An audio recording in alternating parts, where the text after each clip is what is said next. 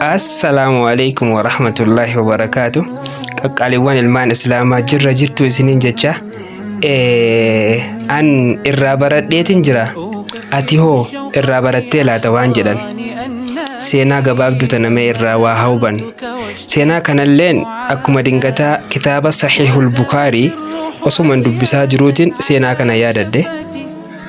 Kitaaba Sahihul Bukaarii osoo dubbisaa jiruutii seenaa kana yaadanne. Seenaa kanas sheetichaatu kitaaba Sahihul Bukaarii taa'ee qaraasisaa ture. Gurbaan tokko sheeka kitaaba Sahihul Bukaarii qaraa'isaa jiru kanatti dhufee ol seenee jechama tokko je'een. Yaa sheekha, ati asuma teessee guyyuu Bukaarii qaraasista.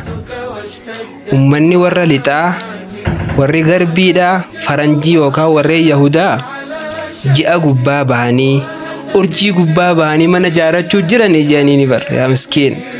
Ati asuma teessaniiti isin Bukaarii qaraastanii jeen.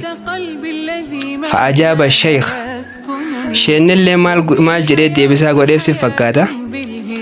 Waan nama ajaa'ibdu qabdiire jeen.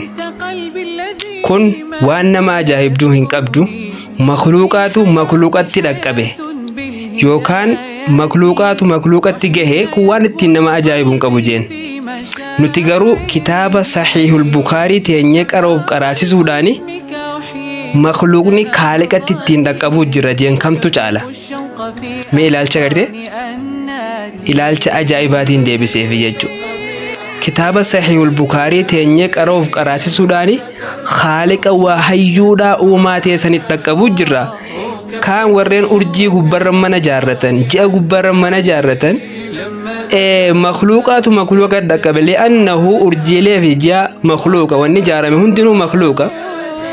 Ka achi dhaqqabe sun illeen akkasuma makluuqa jechuudha.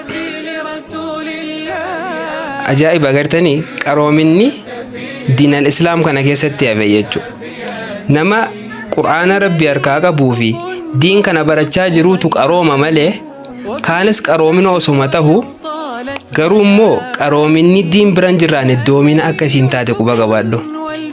Qaroominni diin biran jirre iddoomina wat akka faayidaa hin qabu. Waan feeteenuu kuti ol baheetii urjii gubbarratti ji'a gubbaa samii gubbaarra mana jaarradhu diinal islaam irraa qullaa taanaan iddoomaadha namni san beelladaa irraa gati. Akkas jedhee deebisaa godheef. Ajaa'iba.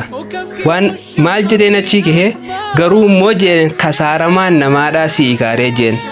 Kasaaramaan namaadhaa si maaliif isaanii wajjiniin deemtee urjii irratti mana jaarranne ji'a irratti mana jaarranne nu wajjin teessee Sahih Bukaariin qaraane kasaaramaan namaadhaa si jeen. Deebisaa agartee achi isaanii wajjiniin deemee urjii irratti mana jaarranne ji'a irratti mana jaarranne gattaa'ee Sahih Bukaariin qaraane akka akkasin taane. Kanuma namaa oofuu ta'uu fi akka faayidaa hin qabne akka hin taane siin jedha irraa baranne. Wassalaamu alaikum warahmatullahi wabarakatuh.